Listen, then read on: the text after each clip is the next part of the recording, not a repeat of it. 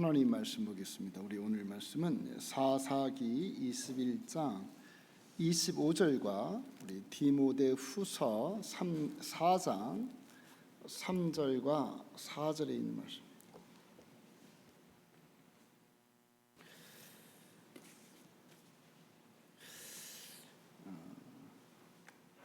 우리 먼저 사사기 21장 25절에 있는 말씀 한 절을 같이 합독을 하겠습니다.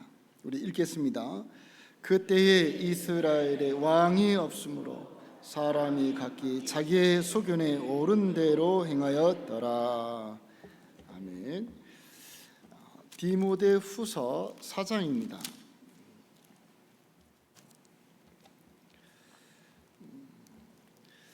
3절과 4절입니다. 같이 읽겠습니다.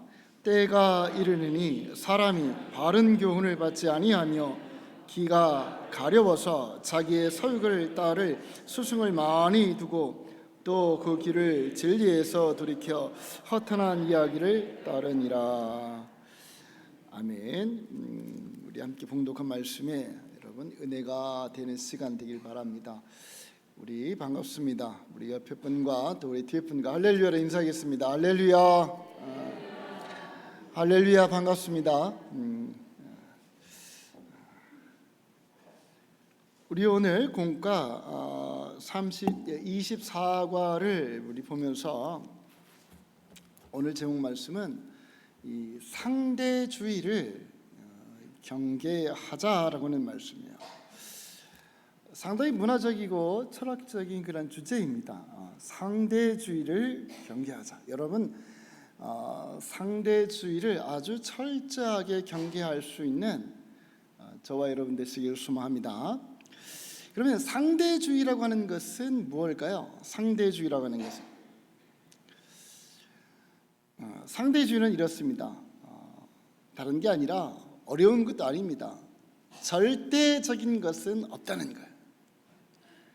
절대적인 정답은 없다라고 얘기하는 겁니다. 그러니까 이 상대주의라고 하는 말은 지금 우리가 세상에서 생각하는 어떤 진리, 도덕, 윤리 이런 것마저도 다 상대적이다라고 하는 겁니다.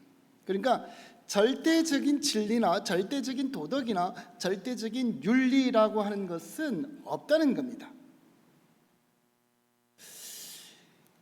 다 모든 것이 상황에 따라서 환경에 따라서 사람에 따라서 다른 것이지 무슨 절대적인 진리, 절대적인 윤리, 절대적인 도덕이 어디 있느냐라고 얘기하는 거예요.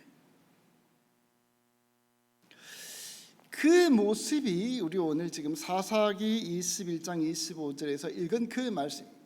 사람들이 어떻게 했다? 어떻게 했습니까?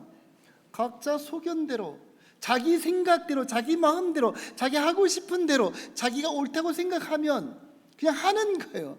그게 상대주의라는 거죠. 자기중심적인 사고방식. 여러분, 사사기에 보면 우리 삼손이 나옵니다. 삼손은 하나님의 백성입니다. 하나님께서 그를 사사로 세우셨습니다.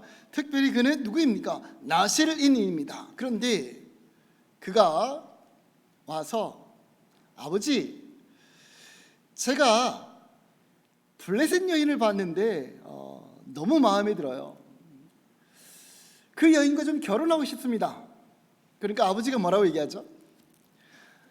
야 삼손, 이 유대 땅에 이 이스라엘 백성들 가운데에 여자가 없어서 그래 이방 여자랑 결혼하려고 하냐? 이렇게 대답을 하는 거예요. 그러니까 이 삼손이 뭐라고 얘기합니까?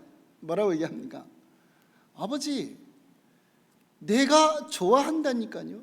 그 사람이 이방 여인이든 뭐든 상관없습니다. 내가 좋아한다니까. 내가 상대주의가 그런 거예요. 내가 좋아하면 되는 거예요. 절대적인 기준이 없는 거예요. 절대적인 진리도 없고 절대적인 윤리도 없는 거예요. 그러니까 이 폐단 중에 하나가 요즘에 동성애를 예를 들면 그런 겁니다.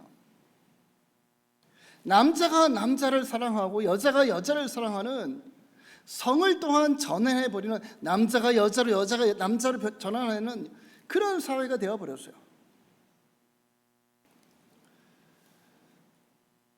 이런 거에 대하여서 또한 사회는 어떻게 얘기합니까? 많은 부분에 있어서 용납을 합니다. 왜 그럴까요? 내일 아닌데 뭐, 그들이 사랑하던, 그들이 미워하던, 싸우던, 같은 성끼리 결혼하던 무슨 상관이야, 내일 아닌데. 이렇게 되어버리는 거예요. 나 관심 없다는 얘기예요. 그러니까 상대주의의 이 문화 속에서 이런 일들이 벌어지고 있다는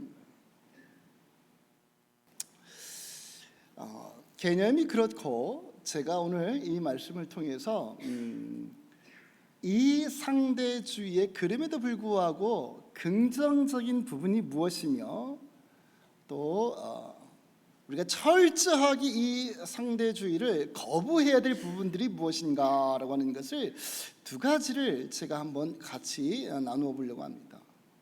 그런데 이 상대주의를 이 긍정적인 부분에 대해서 이야기할 때는 좀 조심스럽게 잘 들어야 됩니다. 설 목사가 상대주의는 긍정적이대 이렇게 얘기해버리면 안 됩니다. 이렇게 안 되고, 자, 먼저는 상대주의의 긍정적인 부분에 두 가지가 있는데, 그건 제가 생각해서 만들어 놓은 거예요. 첫 번째로는 상대주의는 포용력이 있다는 거예요. 포용력이. 무슨 말이냐면 나만이 옳은 것 아니라는 거예요. 나만 잘하고 나만 지혜롭고 나만 똑똑하다, 나만 바른 길을 걸어가고 있다, 그게 아니라는 거. 상대주의는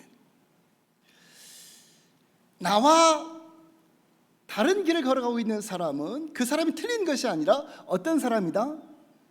그냥 다름일 뿐이라는 거예요. 그러니 다름일 뿐이니 서로 비방할 필요도 없는 거예요. 그 사람은 그 사람이고 나는 나이니까 여러분 서로 분쟁하거나 다툴 필요가 없다라는, 상대방을 인정해 주는 거예요. 그래서 제가 상대주의 중에 긍정적인 부분은 포용력이 있다는 거예요. 포용력이 있다.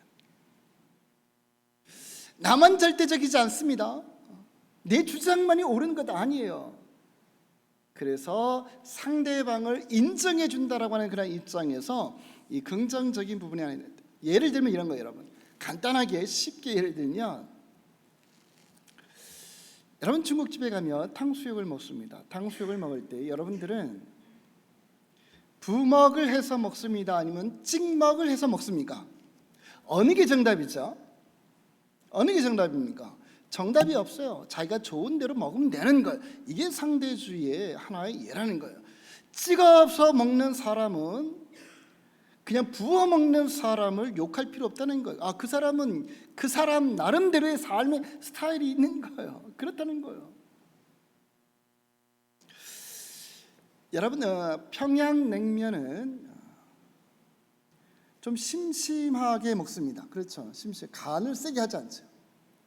자, 그러면 평양냉면을 먹을 때에 겨자나 식초를 넣어서 먹어야 될까요? 아니면 그냥 심심하게 먹어야 될까요?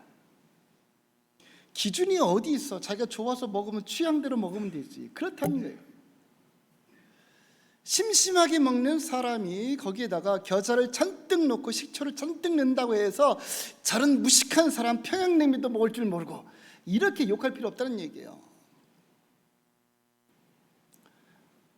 요즘에는 여러분 결혼하는 것, 또 결혼을 하고도 아이를 낳는 것, 이런 거에 대해서 큰 이런 여러분 좀 문제가 있습니다.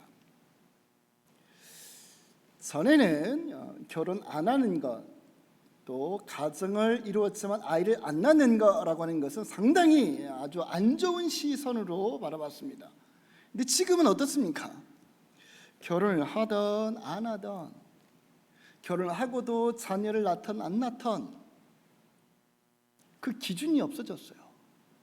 기준이라고 하는 것은 뭘까요? 거기에 기준은 자신이 행복하면 되는 거예요. 결혼해서 행복하면 결혼하고, 결혼했는데 아이를 낳는 것이 불행하다고 생각해서 아이를 안 낳으면 그냥 그렇게 살면 되는 거야. 없이.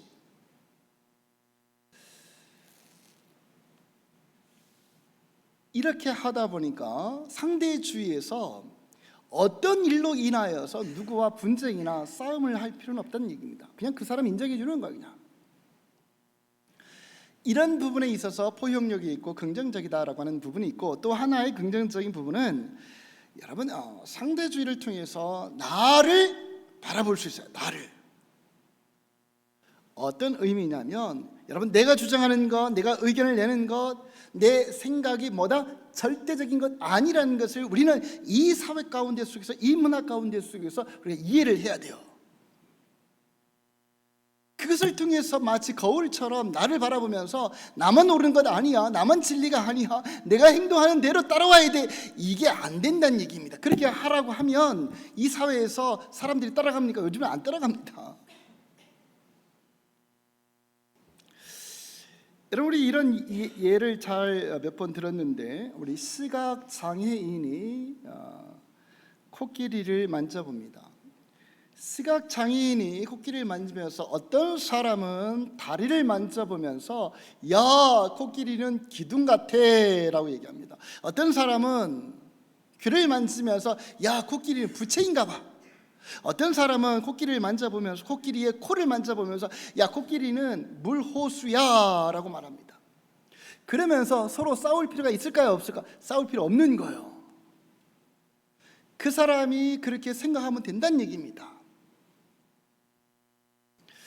그래서 상대주의는 긍정적인 부분으로 그것을 통해서 나를 바라볼 수 있기 때문에, 나의 어떤 부분, 내가 주장하는 것, 생각하는 것, 의견하는 것, 행동하는 것, 이것이 다 절대적인 것 아니라는 거예요.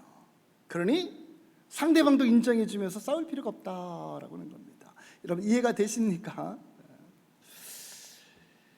자, 여러분, 두 번째로는 부정적인 부분입니다. 아주 부정적인 부분이에요. 우리가 특별히 신앙적인 부분에서 이 상대주의는 아주 위험한 거예요. 상대주의의 특징이 뭡니까? 절대가 없습니다. 진리가 없어요. 바른 길이라고 하는 것이 없는 거예요. 그래서 오늘 우리 디모데 후서에서도 보면 사람들은 진리를 싫어합니다. 지금 우리의 성향이 그렇다는 얘기예요. 지금 성향이 그렇지 않습니까? 진리를 싫어해요. 진리 듣기를 원하는 사람이 없습니다. 이 상대주의에 따라서 그래서 지금 우리 사회도 무엇을 인정하지 않습니까? 하나님의 절대성을 인정하지 않습니다. 성경의 권위도 인정하지 않습니다. 오직 예수 그리스도를 통해서 구원받는다라고 하는 그 구원에 대한 절대성도 이 사회는 인정하지 않는다는 거예요. 지금 모든 것이 다 상대적이라는 거예요. 누구에게 하나님은 절대적이신 분이실까요? 누구에게? 예배드리는 사람들에게, 하나님을 믿는 사람들에게만 하나님이 절대적인 분이시고 성경이 절대적인 것이며 예수님을 통해서 구원받았다라고 얘기하는 것. 누구만이? 교회 다니는 사람들만이, 신앙을 가지고 있는 사람들만이 그렇다는 거예요. 그렇다면 다른 사람들에게는 그렇지 않다는 거예요. 다른 종교를 가지고 있는 사람도 마찬가지입니다. 다른 종교를 가지고 있는 사람들도 그들의 입장에서 바라보면 성경이, 하나님이 절대적이지 않다는 거예요. 무슨 말이냐면 기독교에 하나님이 있는 것처럼 다른 종교에도 그들이 믿는 신이 있으면 그걸 인정하라는 거예요. 인정하라는 거예요. 기독교의 예수 그리스도를 통해서 구원이 있다면 다른 종교에도 누군가를 통해서 구원이 있다라고 하는 것을 인정하라는 거예요. 인정. 이게 상대주의라는 거예요. 그래서 이것을 가리켜서 종교다원주의라고 얘기합니다. 어떤 종교이든지 간에 그 종교에는 신이 있으며 어떤 종교이든지 간에 그 신이 거기에다가 예수님과 같은 메시아를 두셨다라고 얘기합니다. 기독교에만 구원을 이룰 수 있는 메시아가 있는 것이 아니라 힌두교에도 구원을 이룰 수 있는 메시아가 거기에도 있으며 이슬람에도, 불교에도, 심지어는 자연 종교에도 구원에 이르는 길이 있다라고 얘기를 하는 거예요. 이게 상대주의자예요. 그래, 이것을 우리가 철저하게 배격해야 된다는 거예요. 여러분, 우리 종교다원주의를 좀 더 잘 알지만 제가 좀 더 쉽게 설명하면 여러분 이렇습니다. 서울을 가는 그 길은 오직 한 가지 길만 있나요? 아니면 여러 가지 길이 있나요? 여러 가지가 있어요. 순천에 가서 고속버스를 타고 아니면 기차를 타고 가든지, 아니면 고흥에서 아침에 일찍 고속버스를 타고 올라가든지, 아니면 광주를 통해서 올라가든지, 아니면 자기 차를 몰고 가든지, 서울을 가는 방법은 여러 가지가 있다는 거예요. 마찬가지로 구원에 이르는 그 길은 오직 기독교가 말하는 그 길, 오직 예수 그리스도만을 통해서만이 구원이 있다라고 하는 것은 아니다라고 하는 것이 이 상대주의의 이론입니다. 그 종교다원주의라는 거예요. 그리고 지금 우리 이 사회가 다 그 많은 사람들이 거기에 빠져들고 있는 거예요. 그러니까 지금 교회 안 다니는 사람들이요, 교회를 별로 좋아하지 않습니다. 왜 그럴까요? 첫 번째 이유가 독단적이다는 거예요. 그 독단적이다는 말이 무슨 말이냐면, 왜 너희들만 구원받고 왜 너희들만 주장하기를 예수님을 통해서 구원받는다고 얘기하느냐라고 그렇게 얘기합니다. 지금 사회 사람들은 교회 다니는 제가 좀 교회와 천주교를 얘기할게요. 쉽게 교회와 천주교를 얘기했을 때 세상의 사람들은 교회를 더 좋아합니까? 천주교를 더 좋아합니까? 천주교를 더 좋아해요. 왜 그럴까요? 천주교는 종교다원주의적입니다. 그들은 이방의 신들도 우상들도 믿으면 구원받는다고 얘기하는 거예요. 불교이든 이슬람이든 상관없어요. 그러니까 세상 사람들은 교회보다는 포용적인 누구를, 천주교를 더 좋아하는 거예요. 자, 그런데 여러분, 이 상대주의 앞에서 우리들은 오늘 제목 말씀처럼 특별한 경각심을 가져야 된다는 거예요. 우리의 신앙이 든든히 서 있지 아니하면 이제 우리뿐만 아니라 다음 세대들은 금방 천주교처럼 종교다원주의로 상대주의에 물들어서 교회를 다녀도 되고 절도 다녀도 되고, 이제는 절 다니다가 교회도 다니고 교회 다니다가 또 심심하면 저 이슬람도 다니고 이렇게 되어버리는 거예요.